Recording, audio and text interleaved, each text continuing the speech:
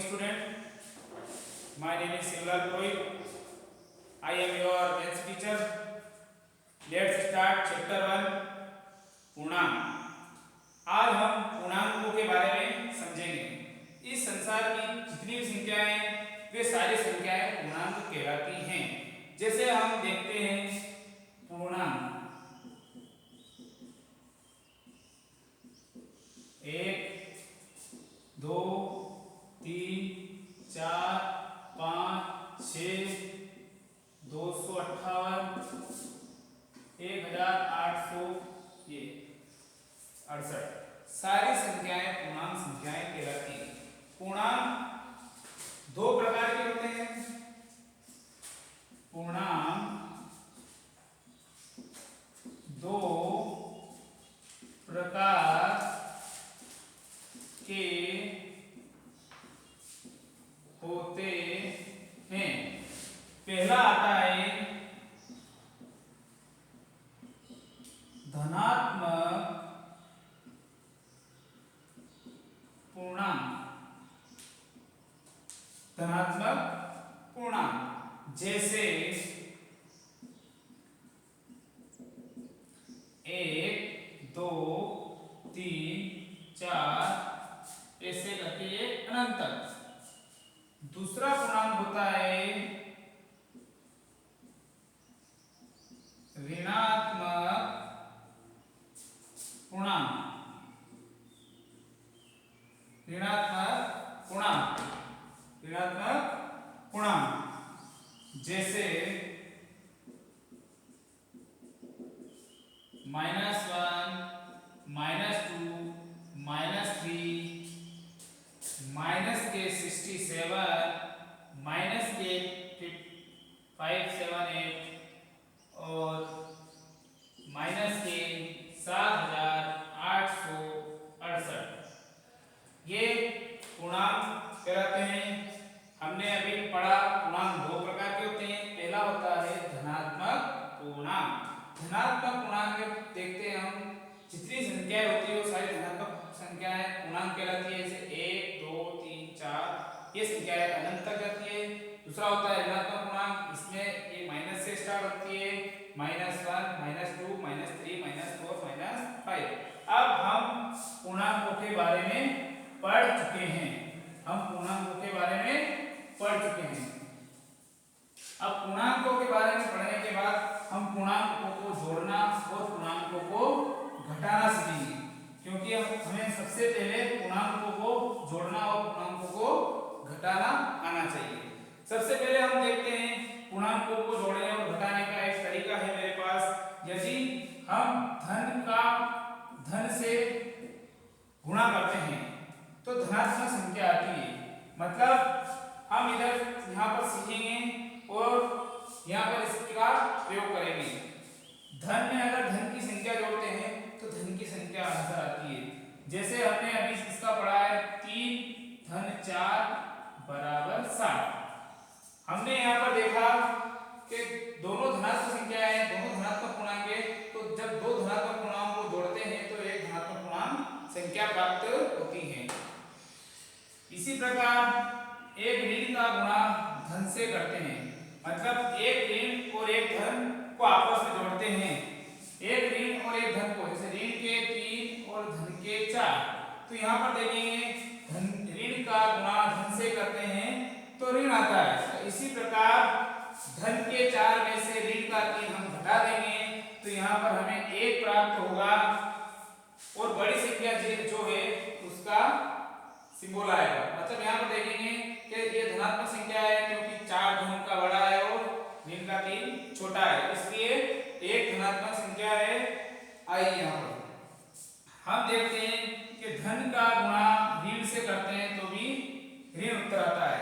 अब यहाँ पर देखेंगे हम कि धन का गुणा ऋण से कर रहे हैं. यहाँ पर देखेंगे 5 ऋण 7 5 ऋण 7. तो यहाँ पर देखेंगे 5 धनात्मक संख्या है और 5 में से 7 घटाना है तो यहाँ पर ऋण के 2 प्राप्त होते हैं. तो धन में से ऋण को घटाया तो हमें ऋण प्राप्त हुआ. इसी प्रकार से अगर ऋण का गुणा ऋण से कर दें तो प्लस हो जाता है. तो ऋण के 2 और ऋण के 2 ये इस प्रकार से हमें संख्याओं को जोड़ना सीखते हैं, पूर्णांकों को जोड़ते हैं। हम एक बार और देखेंगे, धन का गुणा अगर धन में करते हैं तो धन आता है, ऋण का गुणा धन से करते हैं तो ऋण आता है, धन का गुणा ऋण से करते हैं तो ऋण आता है, और ऋण का गुणा ऋण से करते हैं तो धन आता है। मतलब दो धनात्मक पूर्णांकों को जोड़ते हैं तो धनात्मक संख्या प्राप्त होती है, एक ऋणात्मक और एक धनात्मक पूर्णांक को जोड़ते हैं तो जो बड़ा पूर्णांक धन का हो या ऋण का हो वो आंसर आता है। तो यहाँ पर धन का पूर्णांक बड़ा है इसलिए धन का एक आ गया, और यहाँ पर देखते हैं कि 5 - 7, तो 5 में से 7 घटाया तो यहाँ पर ऋण का 7 बड़ा है इसलिए ऋण का आया, और ऋण ऋण प्लस होता है ये -4 आया।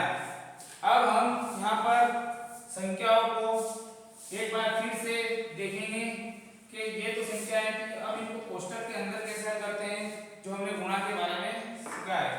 यहाँ पर देखते हैं ऋण के 7 और ऋण के 4। यहाँ पर देखेंगे हम सबसे पहले अगर इसको हल करते हैं तो ये ऋण के 3 ऐसे रहेंगे बराबर, ऋण कोष्टक खुलेगा तो चिन्हों का गुणन चिन्हों में होगा, तो ऋण का गुणा ऋण में करेंगे तो धन के 4। और यहाँ पर देखेंगे हमने सीखा था कि ऋण में ऋण का गुणा करते धन आता है, तो ऋण गुणित ऋण बराबर धन, इसलिए यहाँ ऋण ऋण धन आया। अब यहाँ देखेंगे हम पूर्णांकों को जोड़ना और घटाना पहले सीख चुके हैं, तो 4 धन के बड़े हैं और 3 छोटे हैं, तो 4 में से 3 जाएगा तो 1 बचेगा। ये हमने गुणा करना सीखा, पूर्णांकों का गुणा करना सीखा। अब यहाँ पर हम देखते हैं कि ऋण के 7 धन ऋण के 9। यहाँ पर देखेंगे ये ऋण के 7 ऐसे रहेंगे, कोष्टक खुलेगा, चिन्हों का गुणा चिन्ह, धन का गुणा ऋण में करेंगे, धन का गुणा ऋण में करेंगे, तो यहाँ पर ऋण का 9 प्राप्त होगा। और आपस में जब हम पूर्णांकों को हल करना सीख चुके हैं तो ऋण ऋण धन होता है, बड़ी संख्या ऋण क्या जाएगी, 7 और 9 कितना हो जाएगा 16, तो इसका आंसर आ जाएगा 16। तो हमने अभी दो संख्याओं पूर्णांकों को गुणा करना सीखा, दो संख्याओं को कोष्टक घटा के गुणा करके जोड़ना सीखा है। इस प्रकार से हमें और भी संख्याएं और भी कोष्टक लेके इसको हल कर सकते हैं। ये हमने पूर्णांकों के बारे में सीख लिया है। आपको ये 4 चीजें मोस्ट इंपोर्टेंट याद रखनी है। पहला है धन गुणित धन बराबर धन, दूसरा है ऋण गुणित धन बराबर ऋण, तीसरा सूत्र है हमारा धन गुणित ऋण बराबर ऋण, और चौथा है ऋण गुणित ऋण बराबर धन। अब हम पूर्णांकों के बारे में पढ़ चुके हैं, अब पूर्णांकों को हम संख्या रेखा पर कैसे दर्शाते हैं ये हमें सीखना है।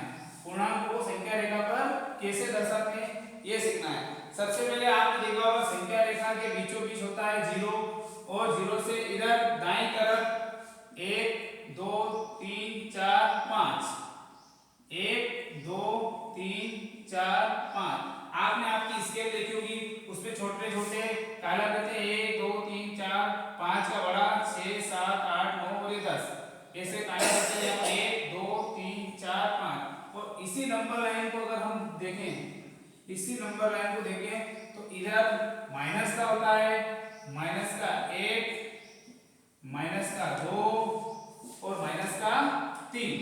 इस प्रकार से जब हमें कोई संख्या पूर्णांक दर्शाना है, मान लो माइनस के 2 दर्शाना है, तो सबसे पहले हमें माइनस के 2 दर्शाना है, तो हम 0 पे खड़े रहेंगे। 0 पे खड़े रहने के बाद हम इधर जाएंगे पीछे, तो माइनस का 1 और ये माइनस का 2, तो यहाँ 0 पे खड़े थे और यहाँ से गए ये माइनस का 2 आ गया।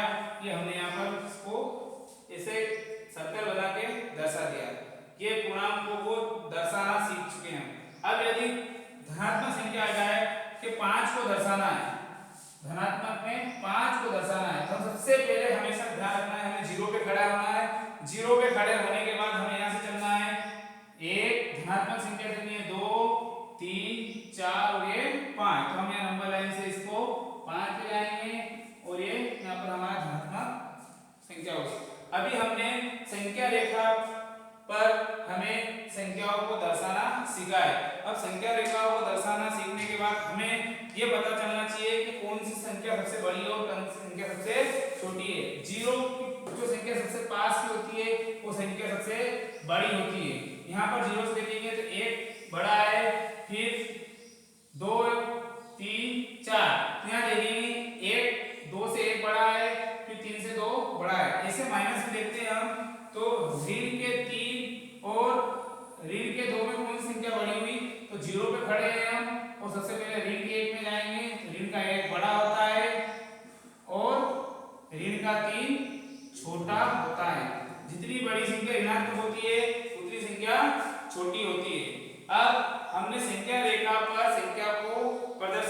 सीख लिया है।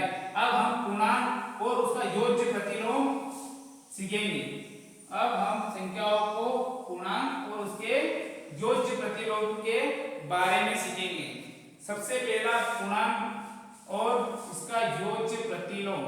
योज्य प्रतिलोम का उल्टा, योज्य प्रतिलोम, पूर्णांक और उसका योज्य प्रतिलोम। सबसे पहले देखेंगे ये धनात्मक 10, इसका योज्य प्रतिलोम करते हैं तो माइनस के 10 हो जाएगा। मतलब यदि पूर्णांक 10 है, इसका योज्य प्रतिलोम करेंगे तो इसका उल्टा कर देंगे, माइनस के 10। धन की संख्या है तो ऋण कर देंगे, ऋण की संख्या है तो धन। दूसरा देखते हैं, अगर ये माइनस का 10 है, इसका योज्य प्रतिलोम लिखेंगे तो ये धन का 10 हो जाएगा। इसी प्रकार से हम 76 देखते हैं, धन का है, अगर इसको इसका योज्य प्रतिलोम करेंगे तो माइनस के 76 हो जाएगा। और इसी प्रकार से ऋण के 76 का देखेंगे तो ये धन के 76 हो जाएगा। ये हमने संख्याओं को योज्य प्रतिलोम करने के बारे में सीख चुके हैं। अब हम आपको कुछ होमवर्क यहाँ पर नोट करा रहे हैं।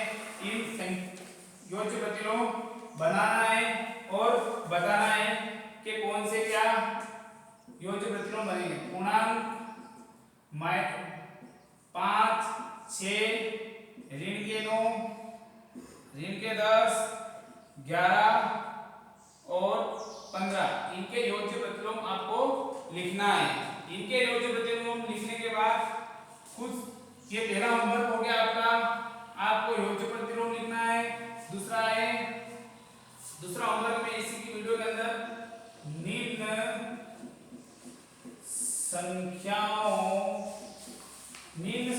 को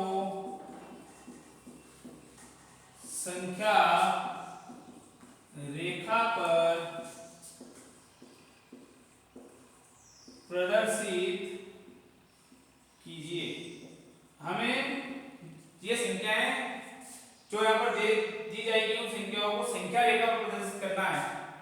धन का 5, ऋण का 2, ऋण का 7, धन का 9 और 8 और ऋण के 12 और 14 धन के। इन संख्याओं को, ये आपका दूसरा होमवर्क है, इन संख्याओं को आपको संख्या रेखा पर प्रदर्शित करना है। अब इस वीडियो को आपको 2 से 3 बार देखना है और होमवर्क करना है। ये होमवर्क आपको फेयर कॉपी में बता के इसका वीडियो मेरे पास सेंड करना है या फोटो सेंड करना है। इसका अगला टॉपिक प्रश्नावली 1.1 हम अगले वीडियो में पढ़ेंगे। ये सारी बेसिक चीजें आपको सीखनी है। सबसे पहले हमने सीखा चिन्हों का गुणा करना, चिन्हों पूर्णांकों को जोड़ना। दूसरा है पूर्णांकों का योज्य प्रतिलोम। तीसरा सीखा हमने संख्याओं को प्रदर्शित करना।